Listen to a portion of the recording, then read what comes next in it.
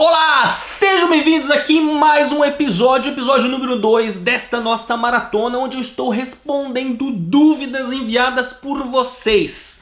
E hoje eu vou responder não uma, mas duas dúvidas, tá? A primeira delas é a seguinte: o Guilherme Rangel fala o seguinte: Fábio, devido à duração de 6 meses do documento italiano, não adiantaria eu ir atrás das certidões do meu antenato italiano com antecedência, certo?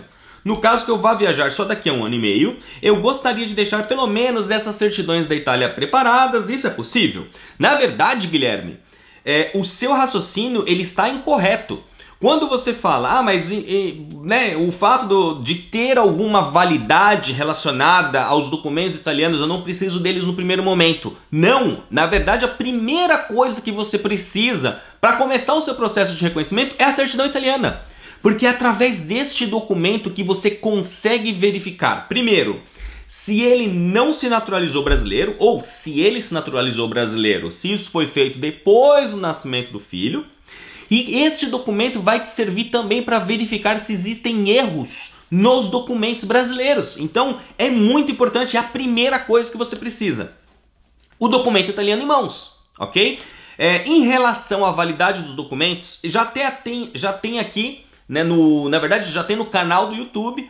Se você está vendo esse vídeo pelo YouTube, já existe lá em janeiro de 2017 um vídeo onde eu explico sobre validade de documentos. E ali eu explico a diferença. Quando é que um comune pode encrencar com o fato da validade de um documento, tá? Quando você vai para um comune complicado, o oficial deste comune pode exigir que esse documento tenha no máximo 6 meses de validade. Então, para isso, independente disso, na verdade, não se preocupe agora, neste momento, com a validade do documento, mas se preocupe em conseguir o documento italiano, porque ele vai ser importante, repito, para você verificar se existem erros ou variações nos seus documentos brasileiros. E 2, se você precisa, se o seu antenato italiano se naturalizou brasileiro ou não, tá bom?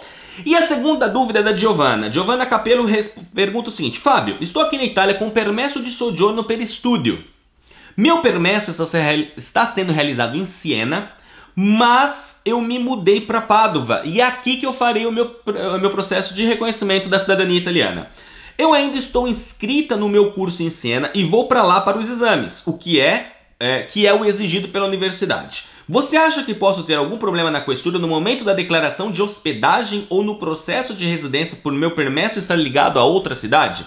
Giovanna, na verdade aqui é importante saber o seguinte: primeiro, você é residente em Siena?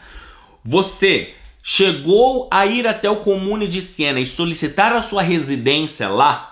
Ou seja, uma vez que você fez isso, passou o vigília municipal, guarda municipal e confirmou a sua residência? Sim ou não? Se você nunca fez isso, você não tem com o que se preocupar, porque o fato de você ter o permesso numa cidade ou em qualquer lugar que seja e realizar o seu processo em outro não é um problema. Agora, é muito importante que você veja, eu não sei qual que é o seu caso específico, porque quando você fala que você está com permesso per studio, significa que ele foi dado para você com uma validade X que corresponde aos seus estudos na Itália. Então, por exemplo, se você veio para a Itália e ficou 1 ano aqui, solicitou lá no consulado o seu visto de ingresso de estúdio para ficar 1 ano, porque o seu curso demora 1 ano, é muito importante que você veja a validade do seu permesso. Por quê? Porque se você de repente vai chegar agora no comune de Padova, solicitar sua residência e o seu permesso está vencendo, você pode ter problemas no pedido de residência. Aí sim pode ser um problema. O fato dele ter sido emitido em qualquer lugar ou um outro comune da Itália não é um impedimento ou não deve ser um problema para você solicitar a residência onde quer que seja. Desde que você não seja residente na Itália. Então, por isso que a pergunta foi essa. Você já é residente? Você chegou a ponto de chegar no comune de Siena e solicitar sua residência? Se você nunca fez isso, você não é residente na Itália, então você pode sim chegar até o comune e solicitar sua residência. Agora, uma coisa muito importante, não só para Giovanna, mas para todas as pessoas que estão me acompanhando, seja através do vídeo no YouTube, seja aqui no nosso podcast por áudio, é o seguinte: Muitas vezes, você ter um permesso qualquer que seja, ao contrário do que muita gente pensa, pode ser um fator complicador do que você chegar aqui apenas com carimbo no seu passaporte. Por quê? Porque a legislação italiana, como você já acompanha a minha saga e você já sabe em relação a isso, nós temos uma circulare, uma circular emitida pelo governo italiano que nos dá o direito a solicitar a nossa residência mesmo sem um permesso de soggiorno, sem um visto de permanência. É a circular 32 e a circular 64. Estas circulares, elas dizem o seguinte: o cidadão que descende de cidadão italiano, nascido no exterior, que veio para a Itália ou através e chegou aqui com voo direto, ou seja, recebendo um carimbo na entrada da Itália, pode solicitar a residência em qualquer comune italiano dentro de 90 dias da entrada da Itália. Se por acaso este sujeito fez conexão em outro país da área Schengen e consequentemente recebeu um carimbo na entrada deste outro país, não recebendo um novo carimbo na entrada da Itália, é necessário fazer um procedimento chamado declaração de presença, dentro de 8 dias da sua entrada. Muito bem. Isso nos facilita e muito. Isso, na verdade, salva a nossa vida, porque a gente não precisa de nada para solicitar residência. Claro, você vai precisar de um imóvel idôneo, mas eu digo do ponto de vista da permanência, nós não precisamos de nada. Quando você, por outro lado, já tem o pedido de um permesso, no caso você fala que você já está com um permesso de soggiorno per studio. A pergunta é, você já tem a carteirinha deste permesso em mãos? Ele já foi emitido oficialmente ou você deu entrada no pedido do permesso? Porque aqui a coisa muda. Porque um oficial de status civile, ele é obrigado a aceitar a nossa entrada, o carimbo no passaporte, porque nós temos aquela circular, como eu acabei de explicar. Por outro lado, se você já tem o pedido de um permesso qualquer que seja, o oficial ele não é obrigado a aceitar o seu pedido de residência apenas com o carimbo ou com o pedido ou com os documentos que comprovam que você pediu aquele permesso. Neste caso, o oficial pode e normalmente ele vai exigir o permesso entregue em mãos, ou seja, quando a gente vai até a questura, na verdade a gente pede o permesso através do kit na posta italiana nos correios. Depois disso é marcado um dia para a gente ir até a questura, fazer lá as segnalazioni, ou seja, tirar as impressões digitais, e depois disso nós esperamos um determinado tempo, pode durar 1 mês, 2, 3, 5, 6 meses para chegar o cartãozinho magnético do permesso de soggiorno.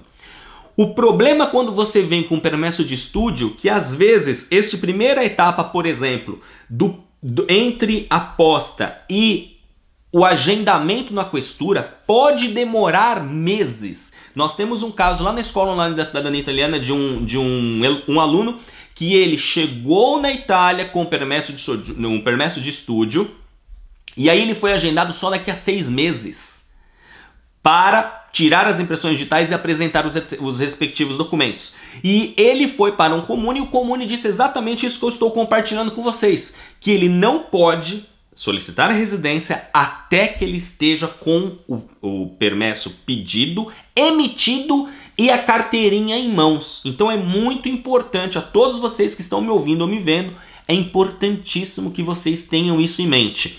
Muitas vezes é pior você ter um permesso de soggiorno de alguma coisa, estudio, lavoro subordinato, o que quer que seja, do que você chegar aqui simplesmente com seus documentos todos em mãos, porque a gente tem as 2 circulares que nos amparam enquanto descendentes de cidadão italiano. Ok? Bom, essas foram as 2 perguntas de hoje. Como eu disse no episódio anterior, toda vez que tiver perguntas, se tiver mais perguntas, vou tentar responder o maior número de perguntas possíveis. E eu quero deixar um recado aqui para vocês. Muita gente viu, muita gente ainda não viu, que antes de começar esta maratona, seja de vídeos no YouTube, seja agora aqui no nosso podcast, no nosso Saga News, eu estou começando esse podcast já aproveitando que eu estou gravando vídeos para o YouTube e gravando áudio para a gente poder já ter um monte de trabalho, um monte de material disponível para quem quer só ouvir o áudio.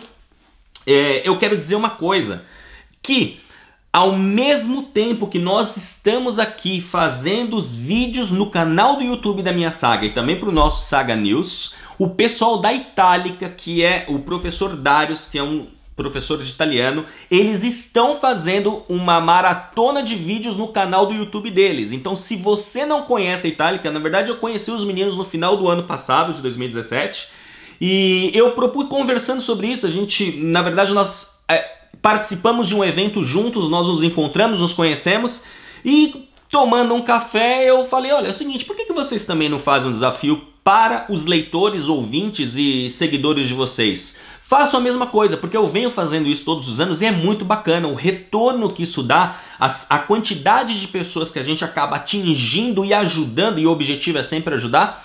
E eles falaram, cara, mas a gente não sei se a gente dá conta disso. E eu falei, olha, se eu dou conta que tô sozinho, ninguém trabalha pra gente, eles já tem toda uma estrutura, porque eles já fazem vídeos, o Dário já é professor do curso lá da USP, enfim, ele já tem uma série de pessoas que ajudam e tal. Eu falei, cara, se eu consigo, vocês conseguem. Então, se vocês ainda... Porque eu já percebi que algumas dúvidas são relacionadas à língua italiana.